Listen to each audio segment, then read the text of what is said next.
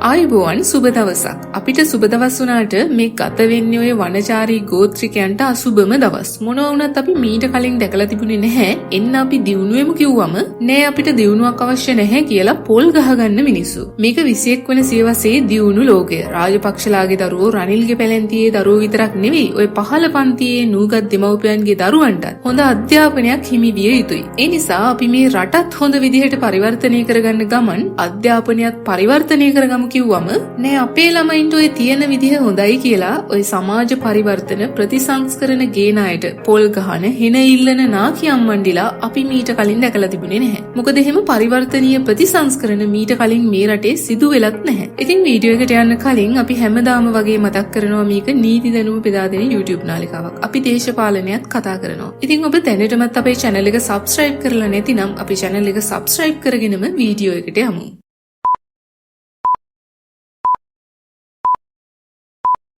මේ සිදුවෙන්නේ හුදු ප්‍රතිසංස්කරණයක් නොවේය. මේක අධ්‍යාපනික පරිවර්තනයක් කියලා ලාල්කාන්ත අමාත්‍යවරයා පැහැදිලි කිරීමක් කළා. හිතලා බැලුවොත් ඒක සම්පූර්ණ සත්‍යක් බව පැහැදිලිව පෙනෙන්නට තිබෙන නිසා අපිට මේක පරිවර්තනීය ප්‍රතිසංස්කරණයක් විදිහටත් ගලප ගන්න පුළුවන්. ඔය මොන වචන වලින් පැහැදිලි කළත් සරලවම මේ తত্ত্বය කුණුහරුපයක් වගේ පේන තලත් ඈනි අම්මන්ඩිලා ටික කතරගම ගිහින් පොල් ගහනවා අපිට නම් ඔය මොන ඉලව්වක්වත් එපා. පරිවර්තනත් එපා ප්‍රතිසංස්කරණත් එපා හරිනිත් එපා. ඔය සජිත් හරි නාමල් හරි ජනාධිපති වුණා නම් අපිට හොඳටම ඇති කියලා. මේව දැකලා හැබැයි කතරගම දෙයියන්ටත් කලකිරිලා ඇත්තේ. ඔය වීඩියෝව තුල ඔබ දකින්න ඇති ඇයි මේකට අකමැති කියලා පොල් ගහන්න ආපු කාන්තාවකගෙන් අහපුවාම ඇයගේ පිළිතුර තමයි හරිනි අවිවාහක වීම සහ දරුවන් නොමැති වීම. ඒ නිසා ඔය ප්‍රතිසංස්කරණවත් පරිවර්තනවත් උන්දැට නම් එපාලු. හරිනි අධ්‍යාපන ඇමතිකමිනුත් ඉල්ලාස් වෙන්න ඕනලු ළමයි හදලා නැති නිසා. ඔය තර්කයට අනුව පට්ටිදාන වැස්සියක් වුණත් මේ රටේ අධ්‍යාපන ඇමතිකමට සුදුසුයි.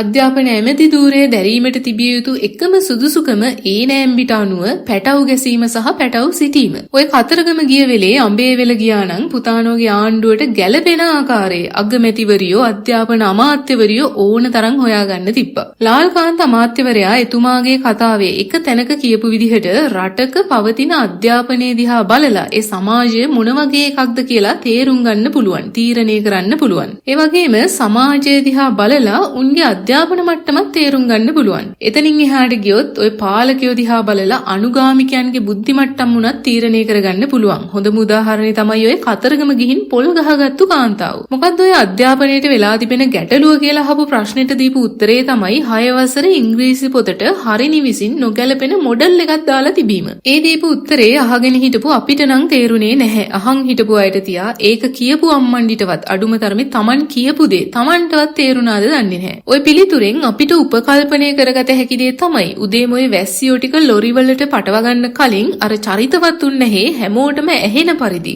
ශබ්ද නගා කියා දෙන්න ඇති අලුත් මොඩියුල්ස් ගැන. ඉතින් ඔය ගෙනාපු මොඩියුල්ස් වලින් 6 වසරේ පොතක අසභ්‍ය වෙබ් අඩවියක් තිබෙනවායි කියලාත් උගන්නලා ඊට පස්සේ හරිනි බැඳලත් නැතිය ළමයිනුත් නැතිය වගේ කතාවකුත් කියන්න ඇති. ඔය ගෙවල් ඇතුළෙම නාකි වෙච්ච දයාවතී පන්නේ ගෑනුන්ට ඉතින් හොඳටම ඇහෙන දේ තමයි වඳ ගෑනු ළමයි හදපු නැති ගෑනු අවිවාහක ගෑනු ඊට පස්සේ ඔය දික්කසාදුන ගෑනු වගේ දේවල්. ඔය වගේ මාතෘකා කියන්නේ දයාවතීලට ඔක්සිජන් වගේ. ඉතින් අහන ප්‍රශ්නෙට හරිනි බැඳලා නැතිය ළමයි නැතිය කියලා කියනවා. ප්‍රශ්නේ මොකක් වුණත් කමක් නැහැ. ඊට අමතරව අපි අම්මලා අපිට ළමයි ඉන්නවා කියලාත් කියනවා. ළමයි හැදීම ජීවිතේ එකම අරමුණ කරගත්ත. අල්ලපු ගෙවල් වල ගෑනුන්ගේ කුණු සෙවීම ජීවිතේ එකම විනෝදේ කරගත්ත. ඊට පස්සේ ඔය ප්‍රේමදාස ගෙයක් දීපු නිසා මුළු ජීවිත කාලෙම ප්‍රේමදාසලා සරණ ගියපු නූගත් ගැහැණු හරිනිලාට පොල් නොගසා මල්ලිසීවි කියලා පිහිටන්නේ නැහැ. Tamanගේ බුද්ධි මට්ටමේ හැටියට තමයි තීරණ ගන්නෙ. අර පිටිදුවේ සිරිදම්ම මේ දිනවල පිදුරු වලින් පානයක් හදලා තිබෙනවායි කියලා වෙළඳ දැන්වීම් ප්‍රචාරය කරනවා. ඔය පොල් ගහලා හැම මහන්සි අයට පුළුවන් පිටිදුවේගෙන් පිදුරු පුන්නක්කු ඉල්ලගෙන බොන්න. දැන් පිටිදුවේලාගේ අනුගාමිකයන්ට පිටිදුවේලා ගානේ පිදුරුත් දෙනවා. කොහොම නමුත් මේ රටේ ජනප්‍රිය මිත්‍යාවක් තිබෙනවා. ඔය ජනාධිපති වෙන්න තිබිය යුතු සුදුසුකම් අගමැති වෙන්න තිබිය යුතු සුදුසුකම් සුදුසුකම් වගේ මාතෘකා පිළිබඳව. මේ රටේ ජනාධිපති වෙන්න තිබිය යුතු මූලිකම සුදුසුකම තමයි සිංහලයෙකු වීම, බෞද්ධයෙකු වීම, විවාහක තැනැත්තෙකු වීම කියලා ඔබටත් කොහේදී හරි ඇහිලා තිබෙන්නට පුළුවන්. ඔය ජේ.ආර්. ජයවර්ධනත් ජනාධිපති වෙන්න ඕන නිසා ආගම අතහැරලා බෞද්ධාගම වැළඳගත්තු කතාවකුත් තිබෙනවා. ඉතින් ඔය සේරම මිත්‍යා කතන්දර. ලංකාවේ ආණ්ඩුක්‍රම ව්‍යවස්ථාවට අනුව ජනාධිපති ධූරයට පත්වීමට නම් සපුරා තිබිය යුතු සුදුසුකම් කිහිපයක් තිබෙනවා. එකක් තමයි නාම යෝජනා බාර දෙන අවස්ථාවේදී වයස අවුරුදු 35 සම්පූර්ණ වෙලා තිබීම. ওই රාජපක්ෂ යුගයේදී මේ වයස් සීමාව 30 දක්වා අඩු කළා. නෑ මුලයට 30 සම්පූර්ණ වුණ ගමන් ලංකාව බන්දේසියක තියලා බාර දෙන්න හිතාගෙන. නමුත් යහපාලන ආණ්ඩුව ඇවිත් මේ වයස් සීමාව නැවතත් 35 බවට පත් කළා. ඊට පස්සේ විදේශිකයන්ටත් මේ රටේ ජනාධිපති වෙන්න බෑ. ශ්‍රී ලාංකික පුරවැසියෙකුට පමණයි ජනාධිපති වෙන්න පුළුවන්. ද්විත්ව පුරවැසියන්ටත් ජනාධිපති වෙන්න බෑ. ওই පළවා හැරපු ගෝඨාභය ජනාධිපතිවරයාට ජනාධිපතිවරණයට ඉදිරිපත් වෙන්න සිදු වුණේ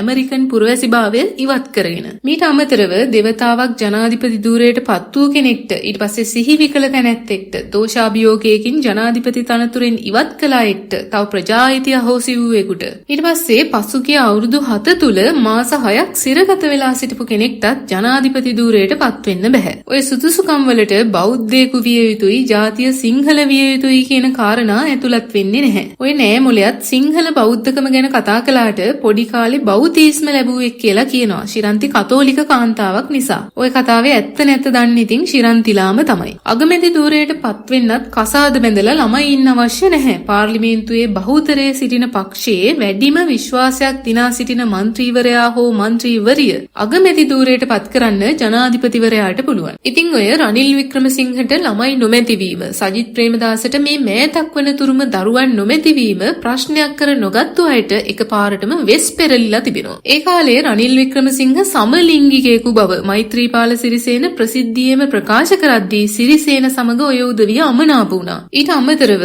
ඔය එක්සත් ජාතික පක්ෂයේ හිටපු ගොඩාක් පිරිමි උදවිය සමලිංගික පිරිමින් වීම වගේ දේවලුත් ඒ කාලේ වීරක්‍රියා විදිහට සැමරුවා. සමලිංගිකත්වය පිළිකාවක්ය, හරිනිලා මේවා ප්‍රචාරය කරනවායි කියලා සද්දෙට කෑ ගහන අයගේ ඉතිහාසය පරීක්ෂා කරලා බැලුවොත් කාටත් කලින් ඒ උදවිය තමයි ඔය කියන සමලිංගිකත්වය ප්‍රවර්ධනය කරලා තිබෙන්නේ. ඉතින් මෙච්චර කාලයක් ඔය මේ රටේ සංස්කෘතියට නොගැලපෙනවාය කියන දේවල් බලෙන් ඔබ්බන්න දඟලපු උන්දලා දැන් මැරිලා ඉපදුනා වගේ හැසිරෙනවා. තමන් දෙවිවරු වගේ අදහන පාලකයෝ ගිය අවුරුද්දේ වෙනකල් දරපු මතය මොකක්ද කියලා වහල්ලුන්ටත් අමතක වෙලා තිබෙනවා. ඔය පාලකයෝ දක්කන ගානේ පොල් අරගෙන කතරගම යන කිරිහට්ටි අරගෙන මැද මුලන යන උන්දලා තමන්ට ළමයි ඉන්න බව ඔය කැමරාවලට කීවට අපිට පුරවැසියන් විදිහට සාධාරණ සැකයක් තිබෙනවා ඇත්තටම උන්දලාට ළමයි ඉන්නවද කියලා. ඔය කියන විදිහට ඔය වයසක උන්දලාට ළමයි ඉන්නවා නම් ඒ ළමයි ලැජ්ජා විය යුතුයි තමන්ගේ වැඩිහිටි දෙමව්පියන් නඩත්තු කිරීමට තමන්ලා අපොහොසත් වීම ගැන.